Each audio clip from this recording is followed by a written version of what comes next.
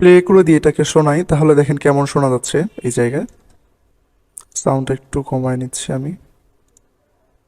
যে ফুল যুগ যুগান্তরে খুশবু ছড়ায়, যে ফুল যুগ যুগান্তরে খুশবু ছড়ায়, এঁকেছি সে ফুল মোরা, এঁকেছি সে ফুল মোরা মনের কাবায়, যে ফুল যুগ যুগান্তরে খুশবু ছড়ায়, যে ফুল যুগ যুগান্তরে।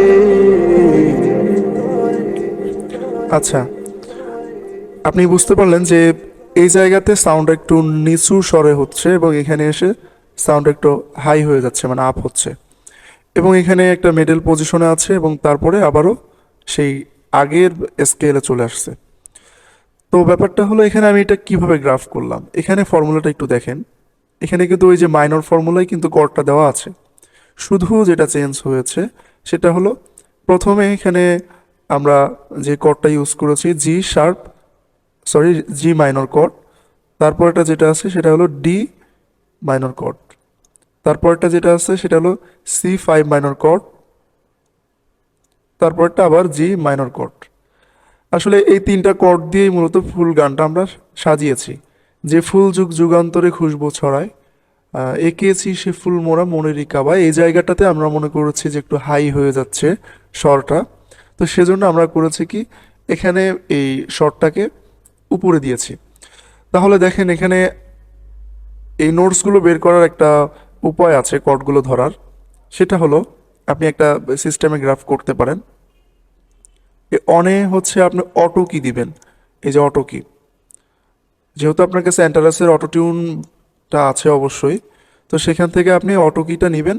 নেওয়ার পরে এখানে প্রেস করে দিয়ে যদি ভয়েসটা প্লে করে দেন, তাহলে এখানে প্রথম ফার্স্ট যে নোটটা উঠবে সেই নোটের এখানে কর্ড তৈরি করবেন। যে ফুল যুগ যুগান্তরে, এই দেখেন জি মেজর, এখানে মেজর উঠছে, তবে এটা হচ্ছে জি মাইনর, মাইনরে আমি তৈরি করছি। ঠিক আছে, এখান থেকে আপনি রুট নোটগুলো ধরে নিতে পারেন। আরও একটা এখানে সিস্টেম আছে, সেটা হলো ফার্স্টে আপনি যদি এই যে পিয়ানো রোলটাকে ওপেন করেন, তাহলে পিয়ানো রোলের প্রথমে, আমি তো এটা এই যে এদিক থেকে ডিলিট করে দিয়েছি, এই জন্য ভালো মতো বোঝা যাচ্ছে না। তো এখানে পিয়ানো রোলের একটু উপরের নোট হচ্ছে G4। তো এই G4 থেকে আমি এখানে নোটসটা ধরে নিয়ে সেটার কর্ড তৈরি করেছি। মূলত এই গানে আমি যে তিনটা কর্ডস ইউজ করেছি, জি G4, সরি জি মাইনর কর্ড, তারপর হচ্ছে ডি মাইনর কর্ড এবং সি মাইনর কর্ড, এই তিনটা দিয়ে পুরা গানটা গ্রাফ করেছি। তো আপনি জাস্ট ওইভাবে ধরবেন আর এখানে দিবেন, এবং এগুলো সাব কর্ড আছে। আমি সাব কর্ডের ব্যাপারটা এখানে ইউজ এই মুহূর্তে করি নাই, কারণ তাহলে আপনি এই বিষয়টা আরও ব্লাঙ্ক দেখবেন যে আসলে কিভাবে কাজ করলাম। তো এইভাবে আমার আপনার প্রতি একটা সাজেস্ট থাকবে, সেটা হচ্ছে আপনি এই সেম গানটা, এই গানটাই রেকর্ড নেবেন।